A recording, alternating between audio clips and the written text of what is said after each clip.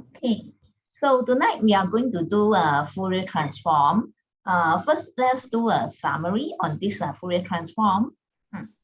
Okay, so we are looking at the summary here. So when we talk about Fourier transform, right, we are talking about a Fourier transform of a function, and the function is a function of t. All right. Now, after Fourier transform, what you are getting is a function of omega. All right. So you notice that we change the variable from t to omega, okay, after Fourier transform. Now, how do we find the Fourier transform? Well, actually, this is the definition. So capital F omega, the Fourier transform, the small f, right, is the integral of a small f, ft, and then you times e to the power minus I omega t, and you go and integrate over t. Right? Yeah. So this is the definition. Now let's give this a Fourier transform. Let's give it let's treat it like an operator. Okay, let's treat Fourier transform like an operator. Something like differentiation of f. So differentiation is also an operator, right? Yeah. So we are going to treat this Fourier transform like an operator of the small f. Okay. Now, this operator, the Fourier transform, right? You can see it is like a script f. Okay, so this is a script f. Okay, so this means Fourier transform of ft. And of course, the result is capital F omega. All right, yep. All right, now this one is in the operator form, right? Then what we are going to do next is that this equation here, let's go and apply inverse Fourier transform to the both sides. All right, if you apply this inverse Fourier transform, right, to both sides, then what will happen there? Now here, your left-hand side, you've got Fourier transform, right? So if you go and inverse Fourier transform, well, then that will just give you the small f, isn't it? Yeah. So it will just give you the small ft. So this one, you inverse Fourier transform, it will just give you this small f. Now, how about this side here? Well, this side, if you inverse Fourier transform, well, that's exactly what we have here. Is it okay? All right, all? All right, now these two equations, they are very important. Okay, let me go and underline these two equations. So these two equations are very important. All right, now why are they important? Because they tell us the relation between the small f and the big F, okay, between the small ft and the capital F omega, right? Now, Fourier transform the small ft is capital F omega, and the small ft itself is inverse Fourier transform of capital F omega. All right, so these two equations, they are equivalent to each other, and they are very important. Okay, right. Now let's go to the next page. Now, the next page is about two very important properties of Fourier transform that we'll use tonight in our tutorials.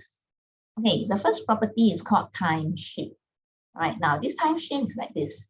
Now, suppose you want to Fourier transform a function of t minus t naught. T naught is a constant. So the result is e to the power minus I omega t naught, because it's the same constant t naught, and then times capital F omega. All right, yeah.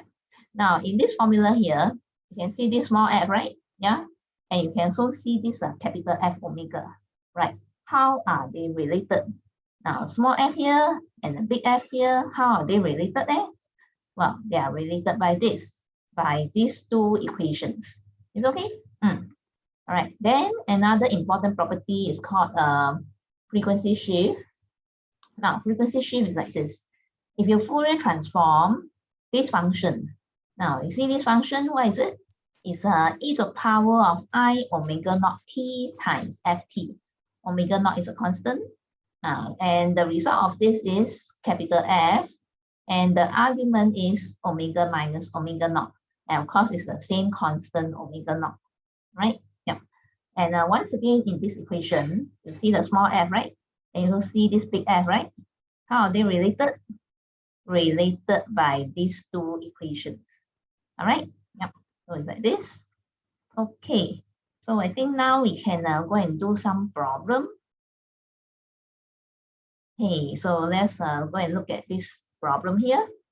So if ft has a Fourier transform capital F omega, right? So this ft, the Fourier transform is capital F omega. So we want to find the Fourier transform of this gt. All right, Fourier transform gt, and we see what is this gt here. So it is ft times cosine omega ct. All right, so the omega c here, this omega c here, well, although it's not stated here, all right, but it is a constant. All right, now this omega c here is just a constant. Okay, all right, so let's go and do this. Okay, so this is our solution here. So you see, you want to get the Fourier transform, this small g, right? Yeah, then you see this thing here. Now, of course, if you want to get Fourier transform, there are two ways you can do it. What are the two ways? Let's go to our summary. Now, one way is you do by definition. Definition meaning this one. You know, you go and take your function, multiply by this, then go and integrate. That's how you get the Fourier transform. So this is called do by definition. All right. Yeah. Then what about another way? Now, another way is we try to make use of the properties of Fourier transform. You know, properties like this. All right. So if you use properties like this, then you can see that it's very fast. You know, Fourier transform of this, then straight away you get this one, right? So you no need to go through the integration. All right. So this one is faster, but provided that we are able to use this formula. Okay. Right. So now, if we look back at our the thing that we want to Fourier transform, right? But actually, the question is on another file, so I don't want to turn it back and forth. So maybe we look at the solution here. So actually, this is the thing that you want to take the Fourier transform, right? Yeah. So this is a function. So I hope everybody can see from here your ft cosine omega ct, right? So you want to take the Fourier transform of this. Okay. So when we look at this one, and if we look at the time shift and the frequency shift, you know, you're wondering whether you're able to use this formula or not, right?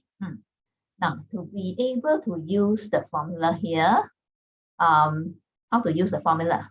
Now, of course, you got to everything match nicely, right? Then you can do the formula. So, okay, right. So if we look here, now, of course, ft cosine omega ct. Now, if you look at this one is Fourier transform or function of t minus t naught, right? So definitely, you cannot match at all, right? So here you don't see anything t minus t naught, right? So it cannot match at all. So that means time shift is not suitable. It's not suitable to use here, right? Then you go and look at frequency shift. Now this frequency shift formula is like that, right? Are we able to use this frequency shift in here? Can we do that or not? Now, of course, at first glance, then you also say no, right? Because this one you got the e to the power I omega naught t times function of t, right? But here you don't have e to the power of anything. You just get the cosine omega ct, right? So it looks like also cannot, all right? But actually this one can, okay? If you go and rewrite your cosine, okay? Well, I don't know whether you all know this or not. This cosine, we got this thing called complex exponential of the cosine. All right, so what is it? It's something like that. So cosine theta actually is e to the power I theta plus e to the power minus I theta over 2. Right? We all know this? I hope you know. We also have a corresponding formula for sine theta, right? Yeah, you all know? Well, I think that one maybe will come later on also. Okay, so if we know this formula, right, then you look at your cosine here. Yeah, so by using this formula, if you put inside your, then you see, oh, then you get the e to the power of I omega ct coming out, right? And then this function will become something like this. All right, and then we'll be able to apply frequency shift. All right, so you'll see that. So this is our motivation. So that's why we say we are going to rewrite the cosine as this one. Okay, so let's come here. So this is what we are going to do. So I'm going to write the cosine omega CT as this one plus this one over 2. All right, this here there's a misprint. This one is the second term is e to the power minus I omega CT. All right, it's not omega naught, it's omega C here. Okay, so then after this, then we see that now we can actually pull out the constant, the half. So half you can pull out, okay, and then you can Fourier transform each of the two terms inside. Okay, then become something like this, right? So I hope everybody is okay here. Yeah, from here to here, everybody okay, right? Yeah. So now let's look at the first term. Let's look at this first term here, right? You see the one that I underlined, right? Now, if you look at this one, and if you look at our frequency shift, right? So you compare the formula. Then you see that, actually this one, it matches, it can match this very well, right? Fourier transform e to the power or I omega naught ft, it can match us very well. Okay, yep. Because if you want to use the formula, you have to match it. All right. So let's go and do the matching. So now in our formula here, you have your omega naught, right? Yeah. So you have your omega naught here inside your formula. Now here, this is the one that you want to apply. So can you tell me the omega naught should be equal to what over here? Why is the omega naught in here? Can someone tell me? Yes, class, anyone or not?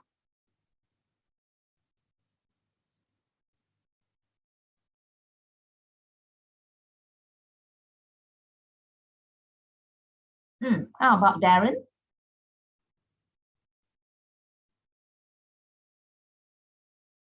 Wei Jing? Sorry. Wei Jing? Yes. I'm trying to apply frequency shift to the first term. So inside our frequency shift formula, what is our W naught?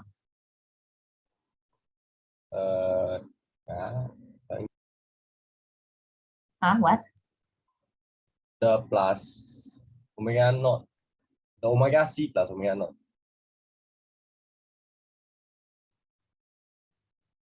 No, I'm asking you, over here, this is our formula, right? Yeah, this is our formula. So we are trying to apply this formula to this first term here, right? Okay, you can see that the form is exactly the same. So in the formula, what is the omega naught then? Omega C. Yep. So it's omega C. All right. It's omega C. Yep. So this is how we do it. All right, for the first term.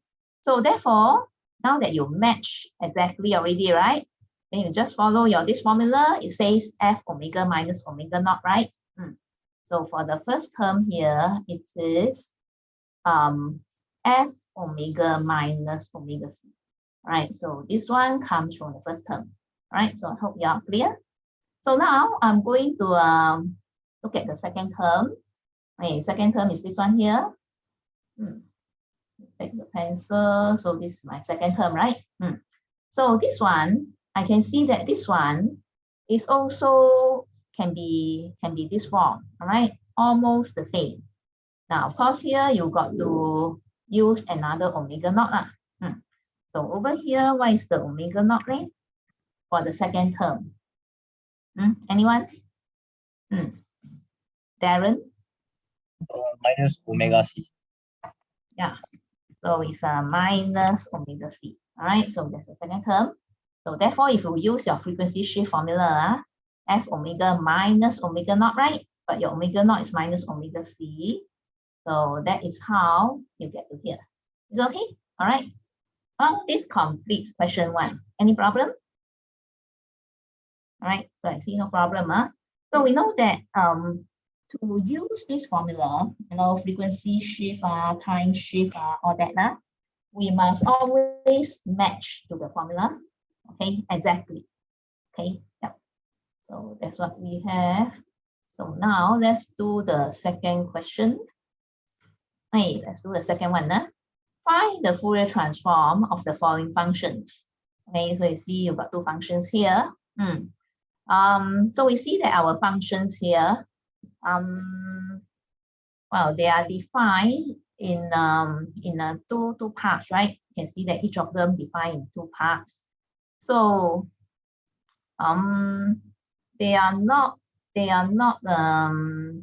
it's not like you see here. Over here, if you want to use all this formula here, the function is defined throughout like this. It's defined throughout like that. All right. But here we can see that it's defined in parts. And anyway, we don't see anything similar to our formula, right? It's not like this, it's not like that. All right. So over here, it's not suitable to use time shift or frequency shift. Okay. All right. So if we cannot do that, that means you have to fall back to the first method, which is by definition. Okay, so by definition, meaning that you need to do this integral. There's an integral that you need to do. Okay, so it's called by definition, right? So we are going to multiply e to the power minus I omega t and then go and do the integration, right? So let's do the part A first. Now you notice that part A here, there's a absolute value of t. All right, and this absolute thing, you cannot just go and integrate like that. Okay, you need to remove the absolute value before you do the integration. Okay, yeah. So we are trying to look at what is this absolute value of t. Yeah. So this absolute value of t, actually, I think you all know. Let's give an example. Absolute value of t. Now, for example like what? Okay, let me type here. Hey, how about absolute value of 8? Anyone? Just tell me what's absolute value of 8? 8. Okay. And then what about now if we take an absolute value of minus 3 there? 3. Yeah, so this one is 3. So this one you all know, right? If I give you a number.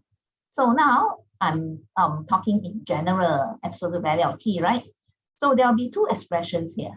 One expression for t greater or equal to 0, and another expression for t less than 0. So this one is a t non-negative, this one is t negative. All right. Now, what is absolute value of t for non-negative t?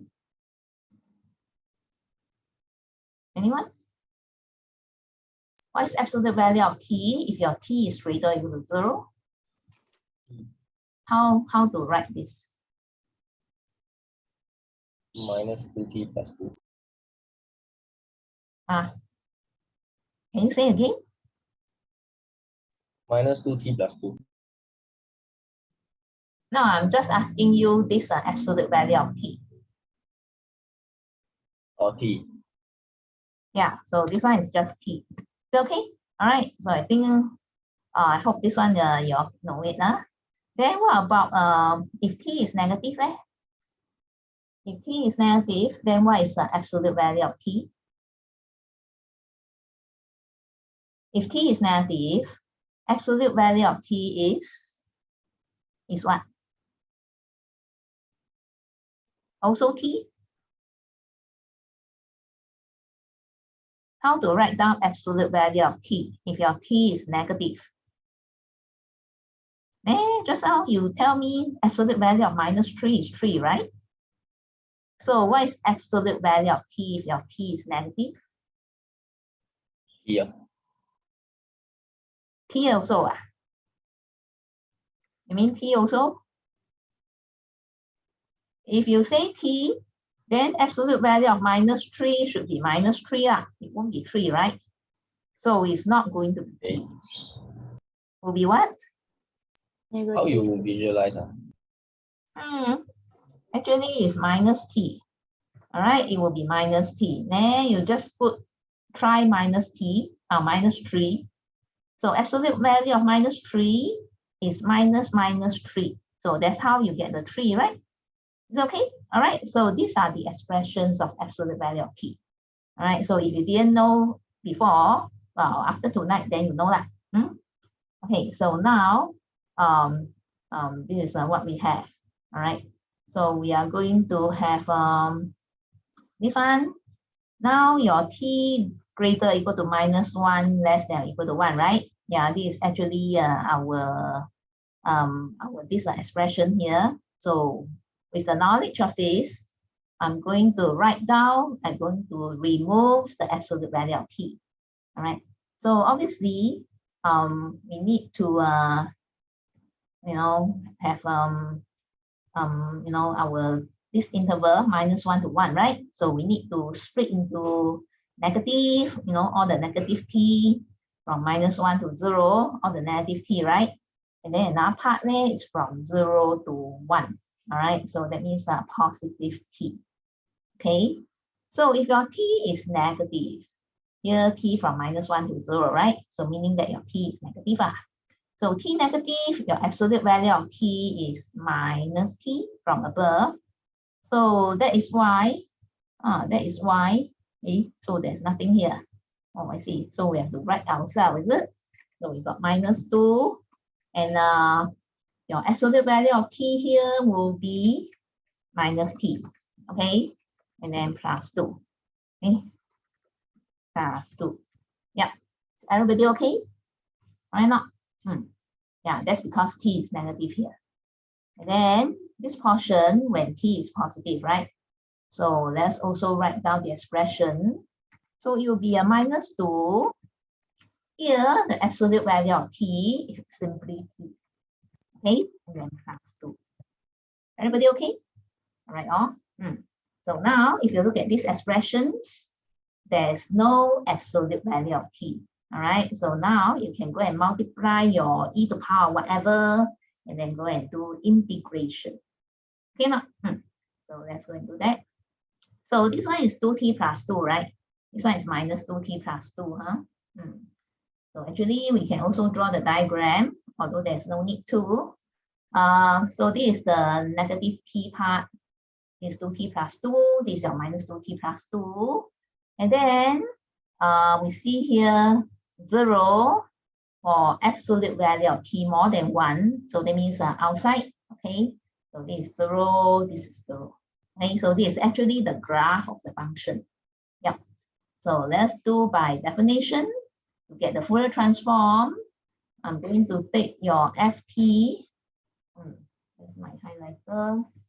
I'm going to take this ft, multiply e to the power of this thing, right? Then go and integrate over the real line. And then now you know that our function got two expressions, right? So you see minus 1 to 0 and then 0 to 1, right? Yeah. So two different expressions. So this integral minus infinity to infinity becomes minus 1 to 0 and then plus 0 to 1. Okay. Now from minus 1 to 0, your ft is actually this expression with a 2 here. Okay. And then from 0 to 1 there, the expression is like this with a 2 here. Okay, not? Yeah. So that's how you do the integration. All right. Now, what about outside? From minus infinity to minus 1, from 1 to infinity, well, that one, the ft is 0. All right. So you integrate, you're not going to get anything. You're going to get 0. All right. So therefore, you only have these two parts that are non-zero. Is it okay? All right. Okay. Everybody okay here? Any questions? Okay. So I think all right, all. So if it is all right, then you just go and integrate. So you can see a whole page of integration. Okay. Yep. So this is what you have. Okay. So of course, all this you need to go and do yourself. Okay. So let's go to part B. Let's go to part B here. Now part B here, your ft is sine t t from minus k to k, and then also 0 for absolute value of t more than k. All right, the k here is a constant. Yep. So how do we do this? So of course we say, okay, we also want to do by definition, right? Yep.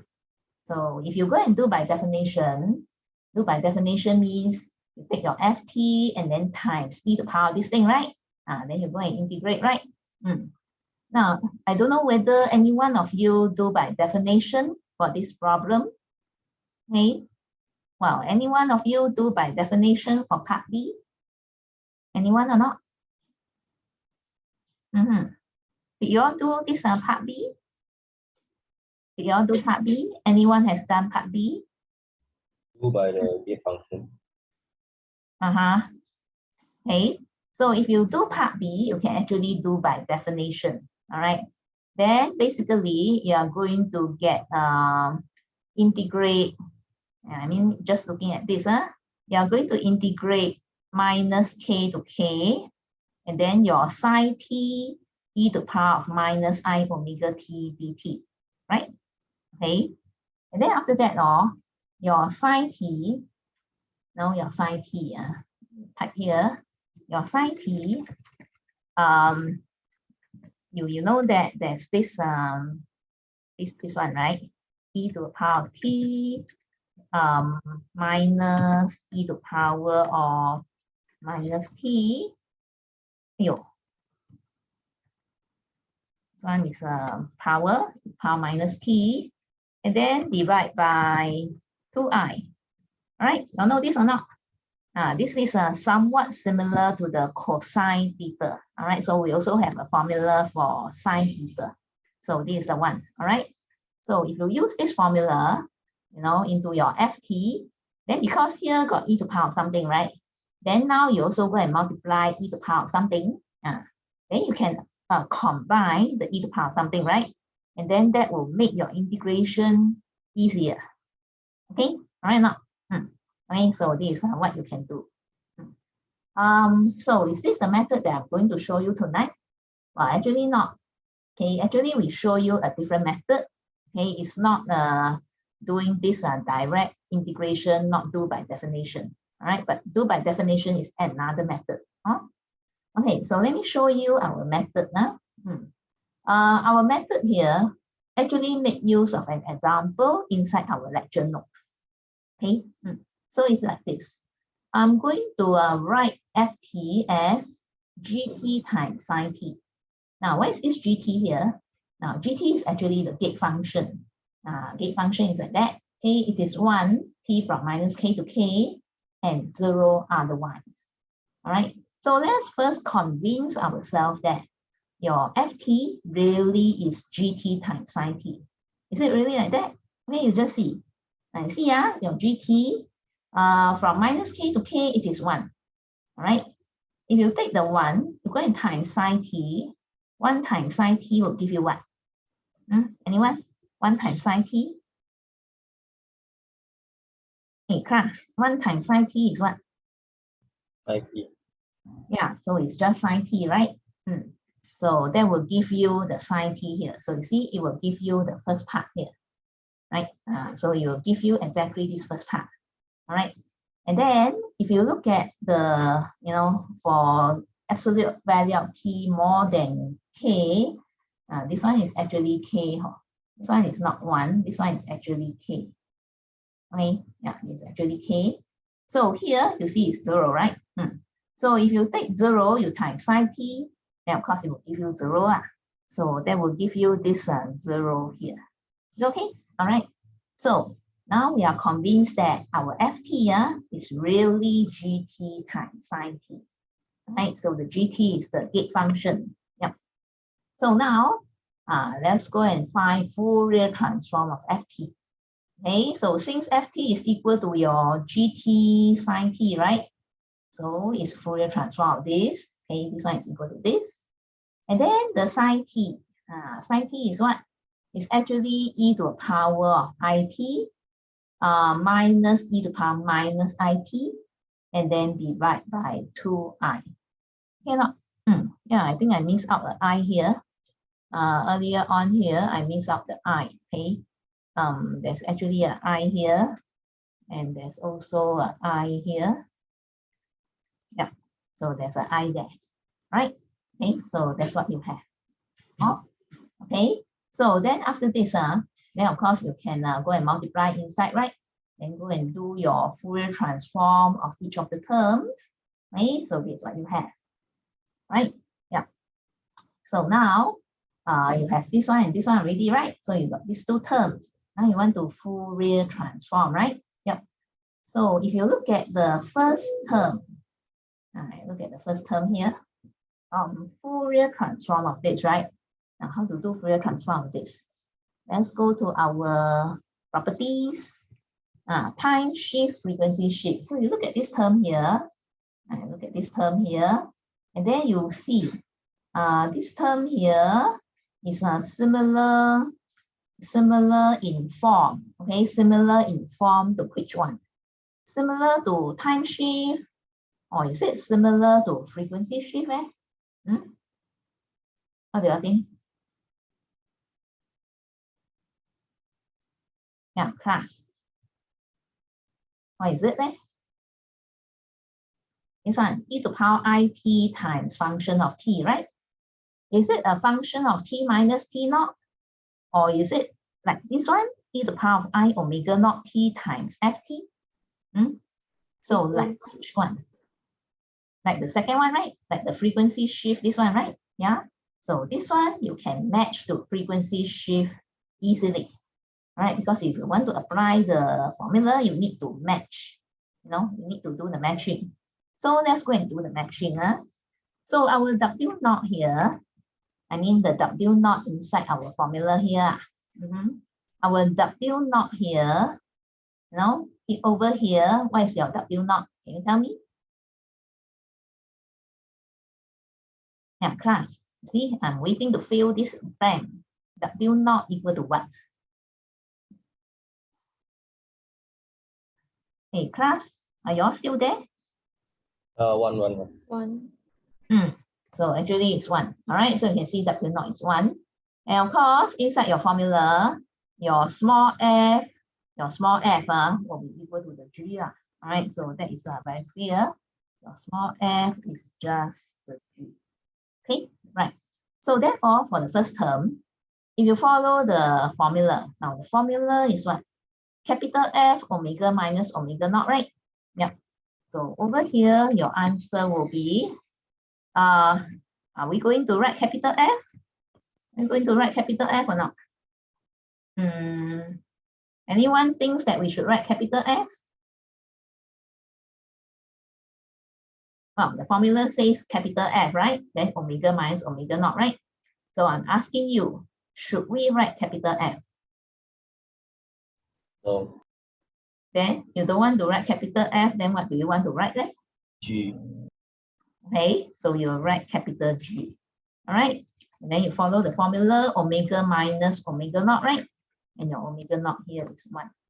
All right, so you can see that this one is your answer. So therefore, you get your answer here. Is that okay? Right. And then for your next term, next one is what? F e to the power minus it gt. E to the power minus it gt. Right, so that's the next term. So what are you going to do about this one now? Okay, so then you see, oh, actually also the same. Your omega naught, what is your omega naught then? Just now is 1, right? Then what about now? What is your omega naught here? For the second term, what is the omega naught? Yeah, class? So 1, right? It's minus 1. Right, so your omega naught actually is a minus 1 here. Okay, and of course your F still G. So therefore, this time if you use this frequency shift, it's going to be G omega minus omega naught. So minus 1, right? Actually, it's a plus 1. Is that okay? All right. So that's what you have. right? So I hope everybody by now, I hope you are clear that, when you want to use the formula, you need to match, match everything nicely. And then you just follow the formula. Okay, right. Okay, so this is what you have. Okay, G omega minus 1, G omega plus 1. Now, of course, what is the meaning of the capital G? What's the meaning of capital G? Now, you see here, over here, you got your small gt, right? Yeah. And then you got your capital G. So small g, big G, well, how are they related? How are they related then? Actually, how they are related is just like this. Just like the small f and the big F like that. Okay. So here the small g, big G is actually what? G, the small g, the Fourier transform of small g is big G. Is it okay? All right. Yeah. So that's what we know. Now, this big G, the Fourier transform of this gate function, actually is inside our lecture notes. All right. So we know the expression here. Okay. So since we know the expression, right? Okay. So coming back, now this is what we have earlier on. Then now you can write down your G omega minus 1. So your G omega minus 1, this omega minus 1, right? So you know G omega, right? So you put your omega as omega minus 1, and then you'll be able to get this. Okay? And likewise, your G omega plus 1, so that will give rise to this. Cannot. Okay, so that completes the answer. Okay, any questions? Okay, so looks like no problem. Okay, no problem, right? So the next thing that we are going to do is we are going to do the inverse. We are going to find the inverse of each of the following Fourier transform. Okay. Now the first two questions is find Fourier transform, right? But this one is different. This one is find inverse. Inverse Fourier transform. Yeah. So that means they give you the Fourier transform. You actually want to inverse it. So the operation is something like this. They give you the capital F omega. So you want to do inverse Fourier transform.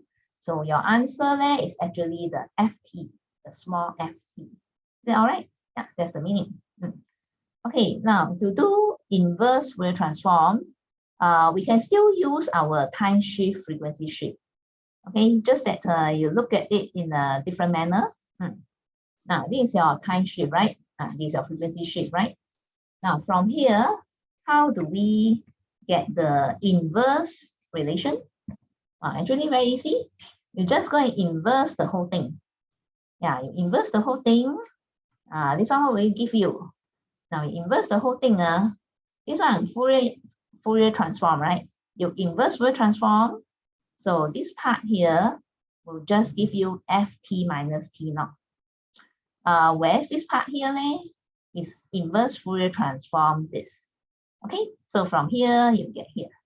Okay, now frequency shift, this is the original one. Now let's also go and inverse Fourier transform the whole equation. Right, then what will you get? Okay, your this right hand side, you inverse Fourier transform. So that is this one here. Okay, now your left hand side, now here already got Fourier transform, right? If you inverse Fourier transform, then they will like neutralize, and then you will just get this thing. Is it okay? All right. So the second equation here is like giving you the inverse Fourier transform version of the formula. Is that all right? Okay, Okay, so if you want to do inverse Fourier transform, so that means we should be looking at what now? I'm going to change the color. We should be looking at this part here.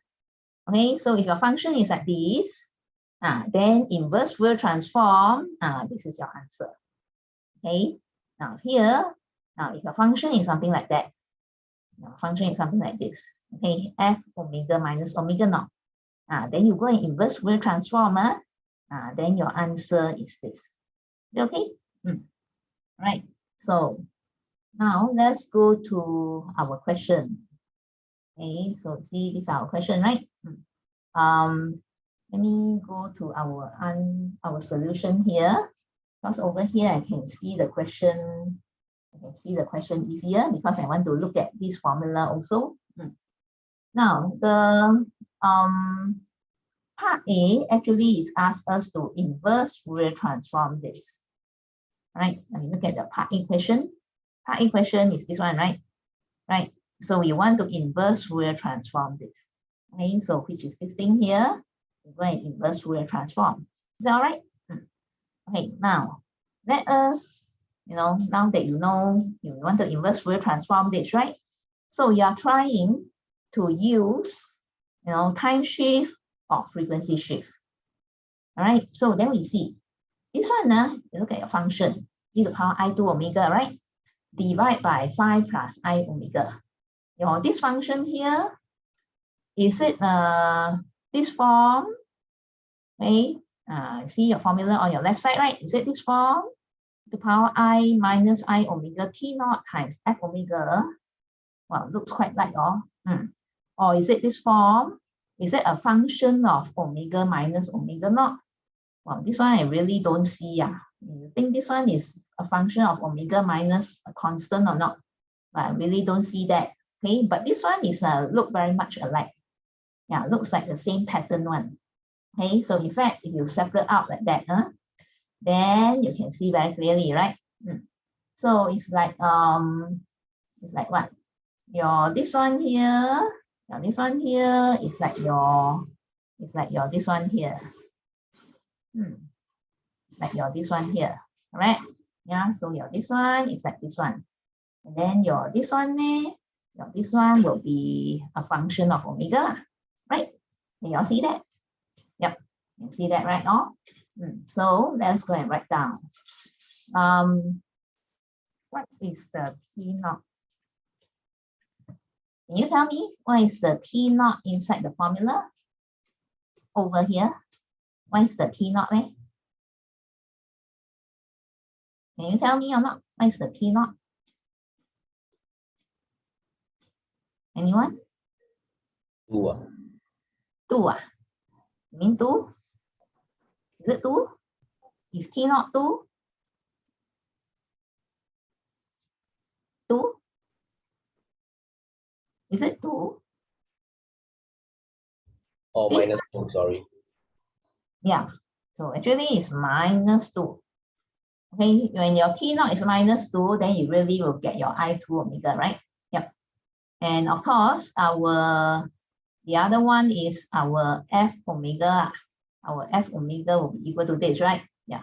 But this one, well, because here we already got the small f, we also got the big F inside our question, right? So therefore, let's use a different symbol. Okay. So this one here, I'm not going to call it F omega. I'm going to call it by another letter. Okay. So I will call this thing G omega. Is that all right? Okay, yep. So according to our time shift, let's do our time shift. So according to our time shift, our answer is Ft minus T naught. Now, of course, that's because they have big F, then they put small f, right? But now if we call this big G, so we should correspondingly also call small g, right? So T minus T naught. Okay, T minus minus 2. So we are going to get this. Everybody okay? This by doing time shift. Yep. So T minus minus 2. So that is the answer, okay, from time shift. Okay, the thing is, can we stop here or not? Of course not. Yeah, can't stop here because what is GT plus 2? You must go and write out further, right? And how to write this, How to write this? So of course, you have to go and find GT. Okay, so the next thing is you need to go and find GT lah, because only when you know what is GT, then you can write down GT plus 2. Everybody okay? Right? So now I'm going to find GT. Right? So let me go and find GT. Now GT, is inverse Fourier transform G omega. Remember, this is our capital G omega, right? Yeah. So GT is inverse Fourier transform capital G omega, right? And this one we know because it's the standard form. This one actually inside our lecture notes. So, well, we already got GT, right? Everybody okay? So now you know GT already. Can we write down GT plus 2? Well, of course we can write down GT plus 2. So let's now go and write down GT plus 2. Okay, so GT plus 2 is our answer. So that means e power minus 5t plus 2 ut plus 2. Okay, all right. Any questions, class? Any problem? Okay, all right. So looks like no problem. So let's go and do part B. So this one is part B. So this is the f omega given. So we are going to find inverse Fourier transform. Okay, inverse Fourier transform. Right. So now let us go and look at our time shift, look at our frequency shift, right? Okay, so this is our function. So take a look. All right. Do you think it is this form? Is it e to the power of minus I omega t naught times a function of omega? Is it like that? Or is it a function of omega minus a constant? You know, looking at this function. So, class, you think is this one the time shift one? Is it like that? Is it like this? Is it e to the power minus I omega t naught times f omega, class? You think so or not, class?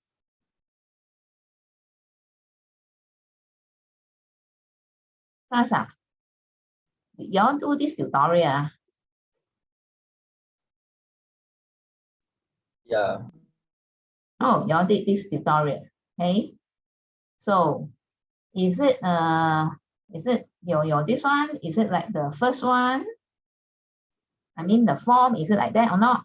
Are we able to match the form? Or do you think we should match it to a function of omega minus a constant? The frequency shift. Frequency shift. Okay. Did you try time shift or not?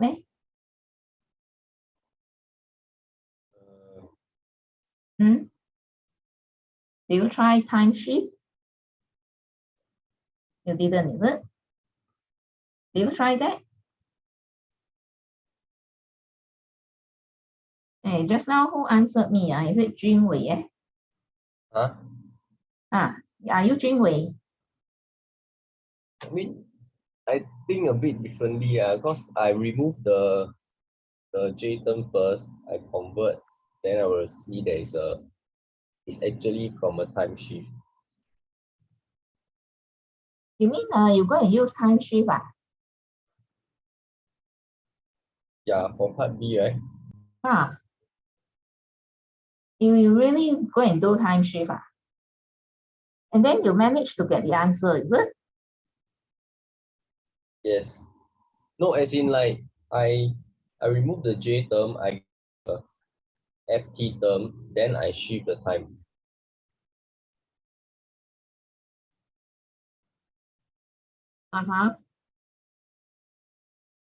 You mean you take the e to the power I2 omega, is it? Yeah. Over the denominator.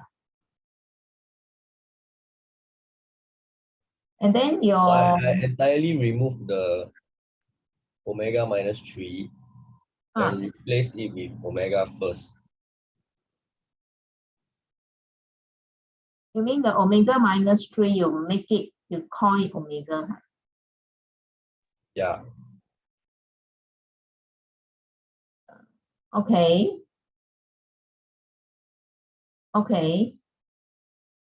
And then I think you are actually, I mean, from what you say, it's like Maybe you are doing frequency shift. Yeah, I cannot visualize the way you visualize. So I think of it as if I have a time shift, my frequency will be also the same, multiplied by an E with the same sign for the shift. Then if it's a frequency, then it will be an opposite sign. Oh, so you're going to do time shift. Okay. So the way I think is I want to apply the formula. I want to fit the formula exactly so that I can apply. Because if you don't fit the formula exactly, you cannot apply the formula, right? So my thinking is that I just look at the function, okay, and I see this 2 omega minus 6.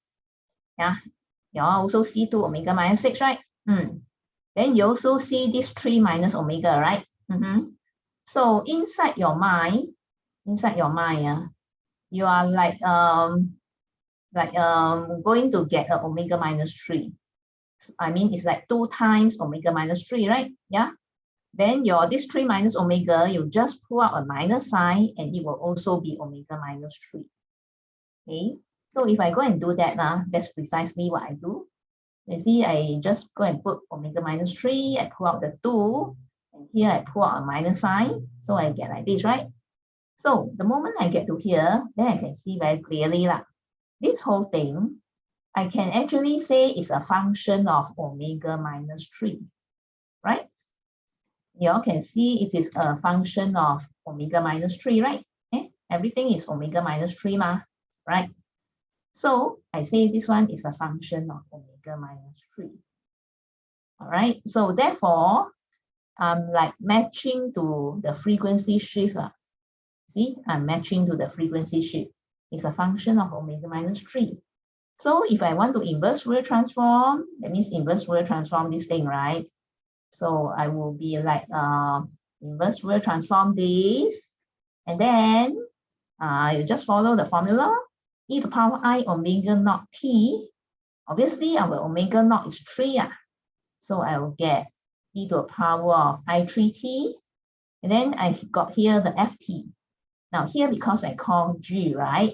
So obviously I must put a small gt, only then it makes sense, right? So I put the small gt, so you can see that here I write down, oh, this is frequency shift. Okay, and then of course from here, you need to go and find the small gt, right? Then how to get the small gt there? Then we use the famous relationship between small g and big G. Small g is what? It's actually inverse Fourier transform the big G. Yeah, inverse Fourier transform the big G. Then of course I'm going to build the G omega inside. Yeah. But how to get the G omega? Just now we haven't got it, right? What we have is we call this thing G omega minus 3. Yeah, this is what we have, right? This one we call it G omega minus 3. Yep. From here, are we able to get G omega? Can we get G omega? No. Can we get G omega from here? If you know this is G omega minus 3, are you able to write down G omega? Can you write down G omega? How to write down G omega? This one is G omega minus 3, right? How to write down G omega, class?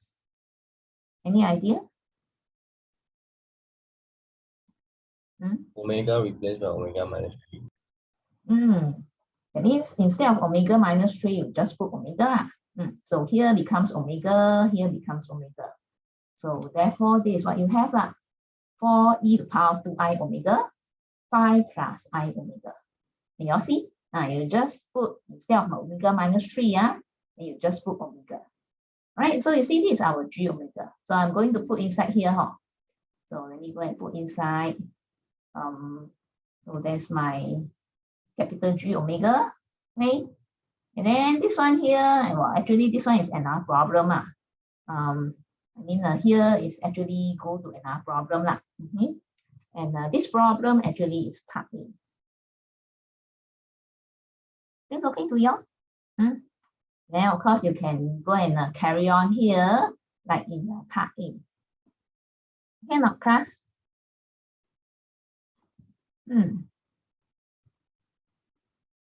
Okay, all. All right, so that's part B. So now let's do part C. Okay, let's get to part C here.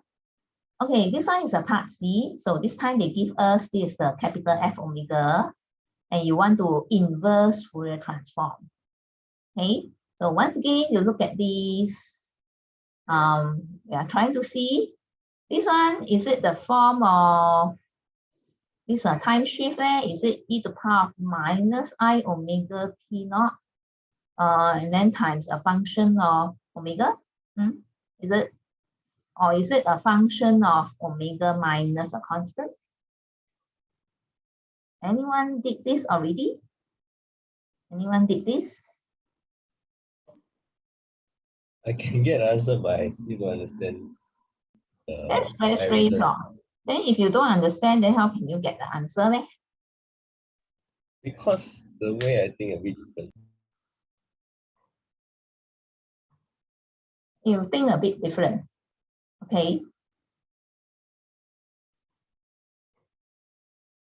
But you get the answer.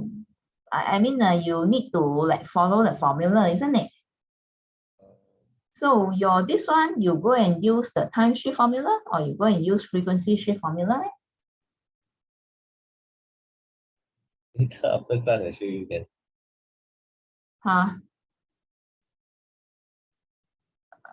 You don't know which formula you're using. Do you use time shift or do you use frequency shift? So to decide which one to use, that means you need to match the form. So basically is you need to look at your function here. Is your function, right? Your home function like that. Do you think it is e to the power of minus I omega t naught times a function of omega? Or do you think it's more like function of omega minus omega naught?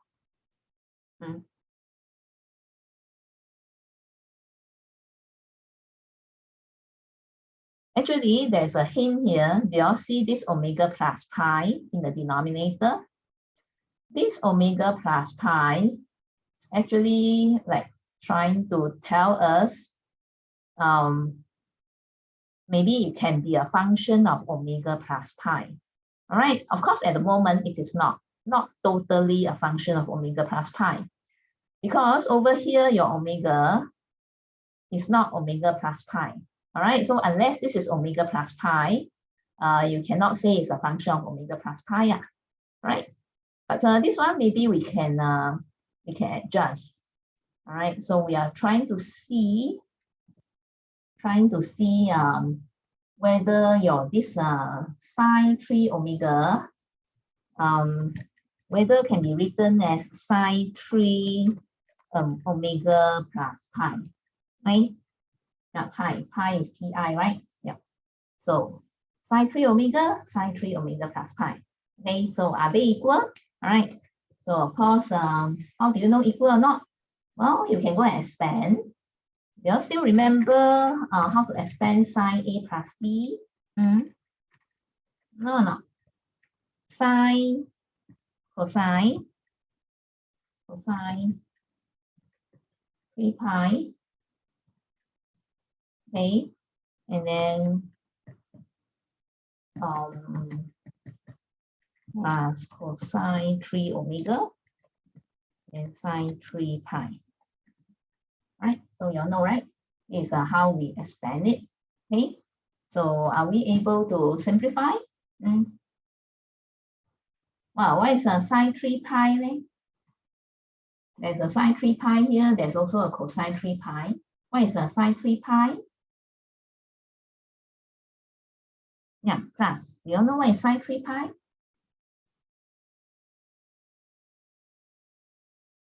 Anyone? Sine 3 pi? 0. Okay, cosine 3 pi then?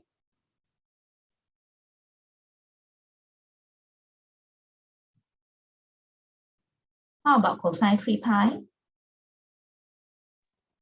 -1. All right, so therefore, if we go and simplify, we are going to get negative sine 3 omega. Okay. Maybe I write it like that. Then we will go to the next line. So it's a minus sine 3 omega. All right. So we find that sine 3 omega plus pi actually is negative sine 3 omega. All right. So, well, using this relation, now we can rewrite. What happened to my that one? That one also gone. Okay. Well, the sine 3 omega is minus sine 3 omega plus pi. All right. Okay. So this is what we have. So now you see, if you write in this way, then now it's very clear to you already, right? Everything is in terms of omega plus pi. Yep. So this is a function of omega plus pi. Is it okay? Right. And well, you know that later on we are going to get g omega, right? So from this g omega plus pi, what can you say about g omega? Can you write down g omega from here? You know how to write down g omega from here? This thing is called g omega plus pi, right? So what is your g omega? What do you do? I see there's someone in the chat. Oh, someone say 1, 3. Okay. All right. Okay, so this g omega, you want to get from this relation, right? So your g omega, instead of omega plus pi, you just put omega. So here also omega, then here also omega. So that's why your g omega becomes like that. Okay, minus 10 sine 3 omega over omega. Okay, right. Okay, so now we are here. So now you know your this thing is g omega plus pi, right? So you want to inverse Fourier transform. Yeah, so this is inverse Fourier transform this thing. Then you know we are going to use frequency shift, right? Can you tell me what is the omega naught in class? Just tell me what is omega naught. If I want to use the formula, I need to know what is omega naught, right? So the omega naught here is what? What is the omega naught here? Yeah, class, anyone?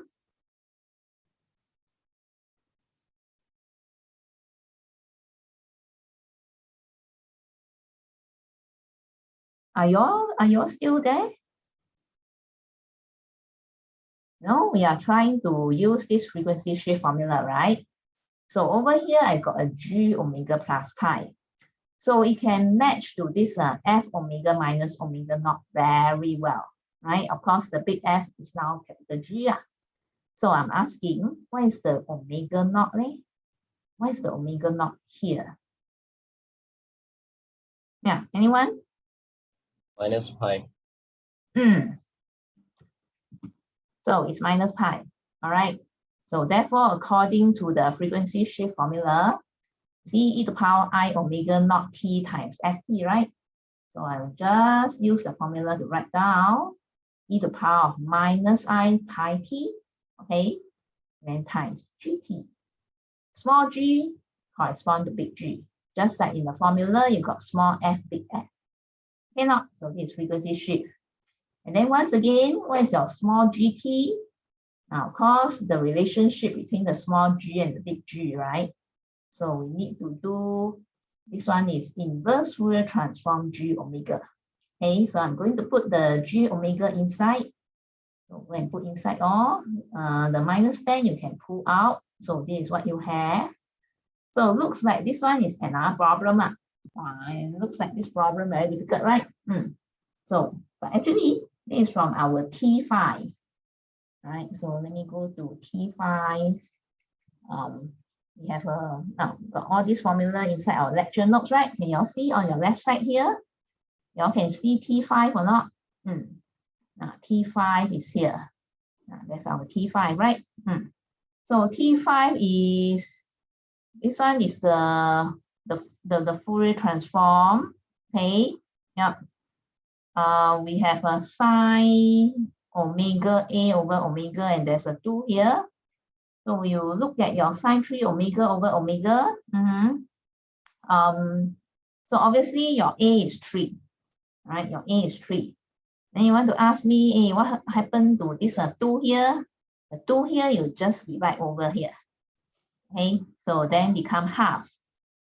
So that's why it becomes half. See the half here, right? This is your ut plus A minus ut minus A. That's this part here, lor. Okay, not? So this is by our T5. Yep. Okay, so that's the end of this answer. Any questions? Any questions or not? Okay, so looks like also no problem. Okay, so now let's do the next question. The next question. The next question. Okay, the next question, we are going to use convolution theorem. So let me go and do convolution theorem first. Okay, so this is convolution theorem. Convolution theorem is like that. Okay, so you got the Fourier transform of this thing. I see this asterisk thing, right? F asterisk G. The answer is F omega times G omega. So this thing is called convolution theorem. Okay, so we need to understand what is this F asterisk G, right? What is it? This F asterisk G actually is the convolution of the two functions, right? And it's actually an integral. This is how we define the integral. So you can see it's integrate 0 to t. Then you got f lambda gt minus lambda d lambda. All right, so we are integrating respect to lambda. Okay, so this is called convolution of the two functions. So this convolution theorem actually says that the Fourier transform of the convolution is what? Is f omega times g omega. All right. Now, of course, you see in this formula here, you've got your small f big F, small g big G, right? How are they related? The usual one. Fourier transform of small f is big F. Fourier transform of small g is big G. Okay, all right. So this is our convolution theorem. Okay. Now there's an equivalent form. The equivalent form is when you apply inverse Fourier transform to the whole thing. Okay, if you apply inverse Fourier transform, then your this right hand side here, inverse Fourier transform, it will give you this. Okay, then your left hand side here, Fourier transform, right? Then you inverse Fourier transform, so it will just give you the convolution, right? So we get these two versions of convolution theorem. So both of them are called convolution theorem, right? This is the Fourier transform version. This is the inverse Fourier transform version. Is it okay? Right on? Okay, so now we do convolution already. Let's go and do this question. So use convolution theorem. We want to find the inverse of the following Fourier transform.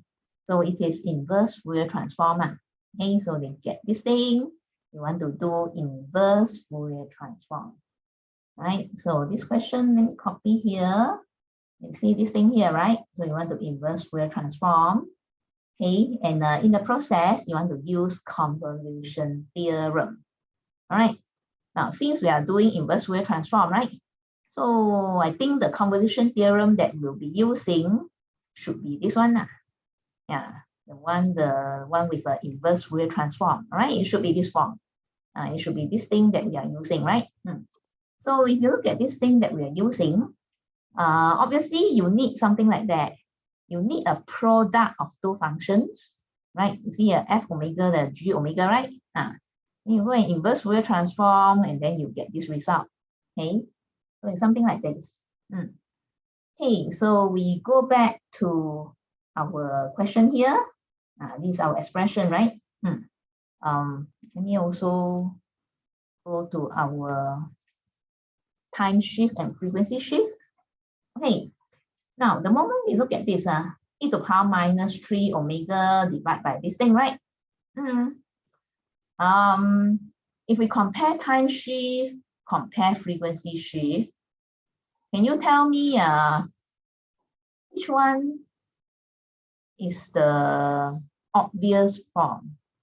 Which one is the more obvious one? Eh? Should it be this one or should it be this one? What do you all think? Yeah, class, anyone?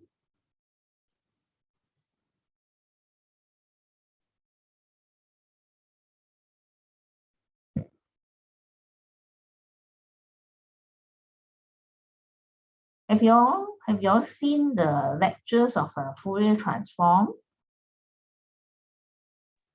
Yes. Then you look at this one here. It's a e to power minus I3 omega, right? Then divide by this one, right? Okay. You look at your function. Can you match it to this? Or you can match it to this?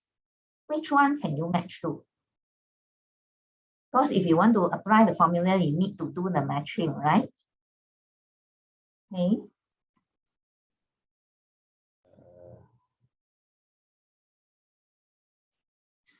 So actually, if you see the next thing that I write, right? I put e to the power minus 3 omega times g omega, where g omega is this thing, right? So you can see that I'm actually trying to match to time shift, right? See, I'm trying to match to time shift. Now, if I'm trying to match to time shift, okay, can you tell me what is the T naught? What is the T naught inside your time shift formula? Your T naught is what? Yeah, class, anyone? Yeah, your T naught is 3, right? Then of course this capital F omega is like your G omega here. Okay, so actually your answer, I think we can straight away write down the answer.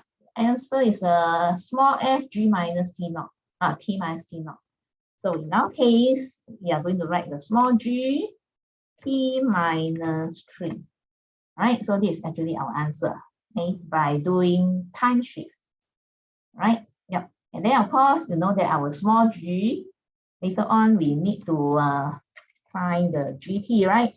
Yeah, we need to find the GT so that your GT minus 3, then you can write down further, right? And in doing the GT, you know that you need to inverse Fourier transform your capital G. Okay, your GT actually is inverse Fourier transform. I wonder whether I can write like that. Okay, inverse Fourier transform of G omega. You know, yeah, so it's like this. Yeah, inverse Fourier transform of G omega. So this is what we are going to do. All right. So now looking at your G omega, you can see very well that there are two terms here. All right. And you also know that we need to do convolution theorem, right? So maybe this is the place where we need to do convolution theorem. All right. So therefore, we are thinking that, hey, this one is like very convenient. We got two terms multiplied together, right? So can we call it G1 omega, G2 omega? Then later on, you know, we put inside here, then you can apply convolution theorem. Right? So that's our thinking now. Okay, so therefore we decide to write like this. And of course, when you write like this, what is capital G1? What is capital G2? So it's like that, right? And then from these two, well, because they are the standard form, all right? So inside our lecture notes, we actually know that the corresponding small g1 and the small g2 are like this. Okay, so these two are from our lecture notes. All right, cannot. Okay, so now let's carry on from here. So as I mentioned, you want to inverse Fourier transform this, right? And then we are going to use this time shift, right? And the answer is GT minus 3. Just now actually we wrote already, right? Answer is GT minus 3. And I also said that we cannot stop here, right? We must go and find the G. Yeah, the small g. What is GT? Okay, so we are going to find GT lah. And you know that GT is inverse Fourier transform G omega. So that'll be our next page. So inverse Fourier transform capital G, and then our capital G is G1, G2, right? Yeah, so this is what we have here, and G is G1, G2, right? Because we are trying to use convolution theorem. So now here is the place for us to apply convolution theorem. What is inverse Fourier transform of this?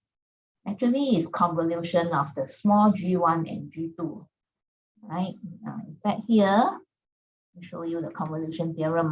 Now see, convolution theorem on your left side. Inverse Fourier transform, big F, big G is a F asterisk G, right? So this is a G1 asterisk G2. Is it okay? Now, this one is an integral. Then the definition is here on your left side. This one is actually an integral. So we just go and write it down. G1 lambda, G2 t minus lambda, integrate lambda from 0 to t. Cannot. Okay, so now we need to put in the G1, put in the G2, the two functions. So actually earlier on, we already got, right? This is my small g1, this is my small g2. Okay, so now we are going to take this and put in. Okay, hey, g1 lambda, g2 t minus lambda. Just follow the expression and we'll be able to get this. This one is a g1 lambda. And then the next two terms are g2 t minus lambda. Is it okay? Right on. So okay until now or not? Okay. So now in the integrand, you see this u lambda. You also see this u t minus lambda, right? Now this one, you all know what is the u or not? You all know what is u? Let me write down the u. What is this u? What is ut? Not very famous one, right? What is ut class? Do you all know this? What is it called? Step function. Yeah, step function. What is it equal to? Equal to what? 1 when 0, t more than or equals to 0, and 0 when less than 0. It is 1 if your t greater or equal to 0, and it is 0 if your t is negative. All right, so it's like that. Yeah, so we only equal to these two values. Okay, so your u lambda here, your ut minus lambda here. Now you got these two, right? So you wonder what are they? Right? Wonder what are they? Is it 0 or is it 1? Okay, so how do you tell? So of course it depends on your lambda. Your lambda greater or equal to 0 or not. Your t minus lambda greater or equal to 0 or not. Right? You just follow this all. Okay. Now lambda, that's the variable of integration, right? So you write it as integrate from 0 to t, right? You see 0 to t. So this actually tells us that our lambda is more than 0, less than t. Is this okay to you? All right, so how do I know this? From the range of integration. This one is d lambda, right? So lambda from 0 to t. So therefore it's like that. Okay, so now you know lambda is greater than 0, less than t, right? So can you tell me what is g lambda? What is g lambda? What is u lambda? U lambda equal to what? Is it 1 or is it 0? 1. It's 1, because lambda more than 0. Okay. Then how about ut minus lambda?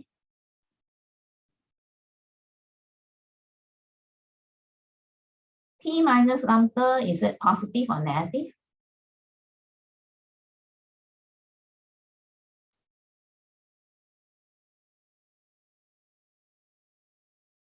T minus lambda, positive or negative? Your lambda is more than 0, less than t. So t minus lambda is positive or negative? This thing, you go through your brain, and then what does your brain tell you? T minus lambda, positive or negative?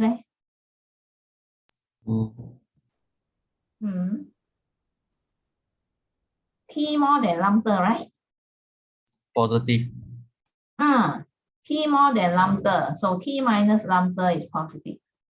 All right. So because inside is positive, right? So then you know, oh, it is 1. Right. So this is also 1. Okay. All right. So it's like that.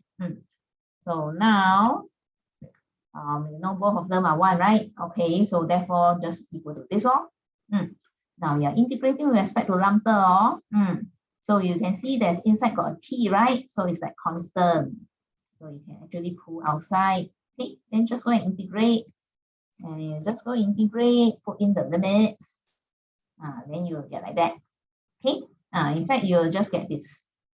Now you see this UT here. You see, I go and highlight it in green, right? Now this UT is you add in yourself one. This term UT is you add in yourself. Now, why do you want to add in yourself here? Now, you know the meaning of UT, right? UT actually means that your T is greater or equal to 0, because only when T greater or equal to 0, then this will be 1. Otherwise, it will be 0. Okay. So you add in this UT. Actually, you all the while, you know, when you are doing all these things, you are assuming that your T is more than 0. You know, I mean, you write the integral as 0 to T, right? So that means your T is more than 0.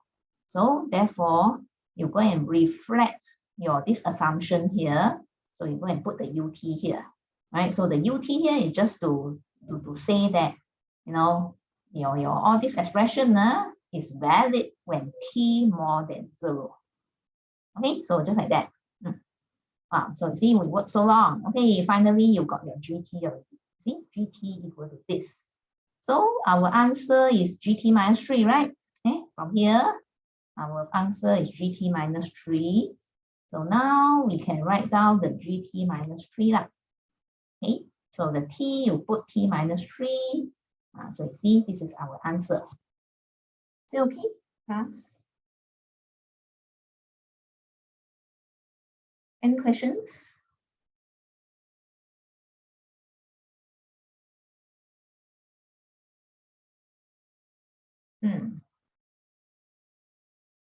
So no questions, is it?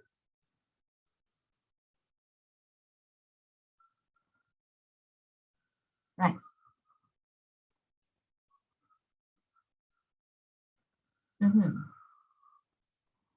Hello, Prof. Yeah. Can I share my screen? Yeah, there are 2 of you. So Because my main PC don't have my notes. Okay. So one of you is co-host. Is that the one? Or maybe I do another one. So both of you are co-host. Can you see? Yeah. Okay, so when I do this question, right, I first remove the J term first, and then replace this one with omega. That's why I get this part here.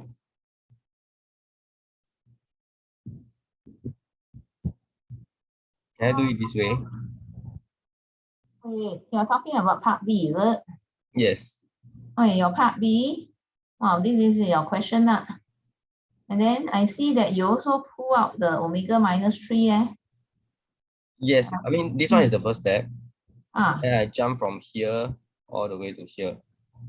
All the way to there. Yeah.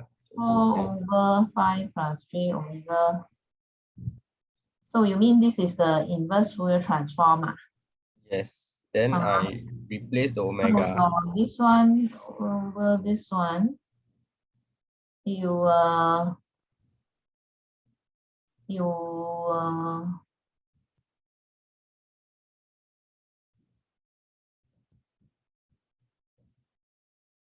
put in a J3T. Yes, here.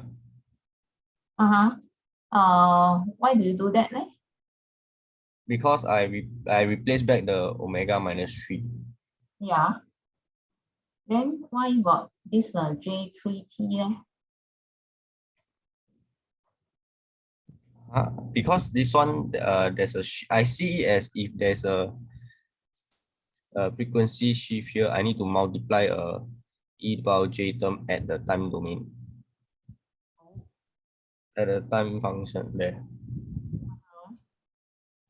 Let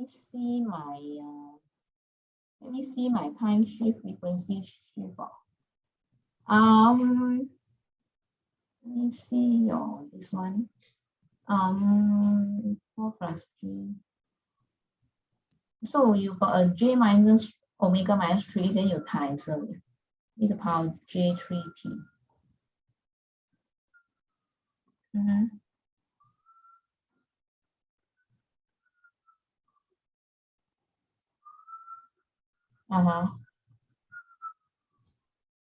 E to the power I omega not t f.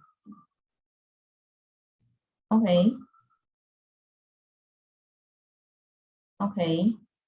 And then after this, So after this, ah, I then put it back to the equation, and then because just now I remove a j2, right? So I go and time shift this.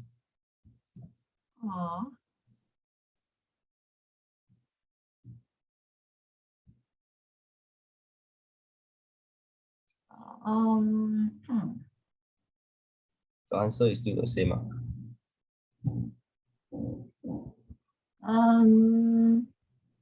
Then what happens to your 2 omega minus 3 upstairs? 2 omega minus 3. Upstairs. Here. 2 omega minus 3.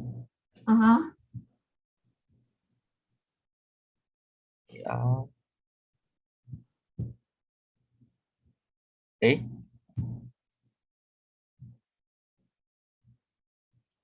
Take out the 2. Oh yeah, because this belongs to the 2j2 omega. Then after that, when I put it back, it will be a time shift of the same the coefficient, which is 2 plus 2.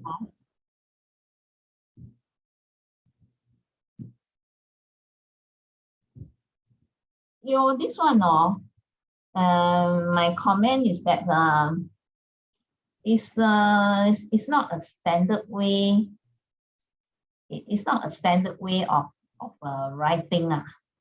It's not a standard way of writing. And then you cannot like show very well that what formula you are using. Because the way you use your formula is not clear one. It's inside your head one. Whereas mine is like every step what I'm using is a very, very clear one. Oh, I'm using this one, I'm using that one, Whereas this one is not like that one. So this one is like it's like your own way of doing. Is it that most of you come from Polytechnic? Yes. Okay. Now in Polytechnic, I think when you learn integration by parts, your is you follow some kind of some kind of like algorithm like that. Well, last time I got one colleague, he said this is called 斜派. So your integration by parts, is it the 斜派 one? 斜派 one. 斜派. No 斜派 or not? Don't know. Got 正派, got 斜派, right? Then your integration by parts is 斜派. You mean like we remember how to do it instead of understand how to do it? No. What I mean is that you all got there's a method of doing, but this method is not the formula. The No, but conventional if way you of the follow answer. your method of doing, then you will get the answer. So that's why my colleague and then you all do it is like you write the terms and then you draw some slanted lines, you know, and then you multiply here, multiply there, and then you get the answer. Something like that. Is it? I forget already. Okay, you forget already. Okay, never mind. So what I'm trying to say is that the way you are doing, maybe inside your head you are like trying to apply all this formula, but you don't like follow the formula. All right, so it's like your own way of doing. You go and arrange the thing, just that it turns out that you get the answer. But if for someone looking at your working, actually cannot really see how you get it also lah. It's like you know, straight away from your this step, then you go to the you go to the answer. All right, you straight away go to the answer. Then as to how you go to the answer is not so clear cut lah. Oh, Yeah, so that's what I'm saying. okay. Whereas our solution there is very clear one, you know, from one step to another step. Oh, this one we are using this, that one we are using that, right? So it's the 正派 one. So it's not the 邪派 one. Okay. Yeah. Okay, thank you, Paul. I got one more question is regarding these two formulas. Is it given? Because it's currently not in the appendix. Right? I know it's not in the appendix. So they will be given in the question if required. Oh, okay. So it will not be given in this form. No. Okay, can. Thank you, Prof. Okay. All right. Okay, so no more questions.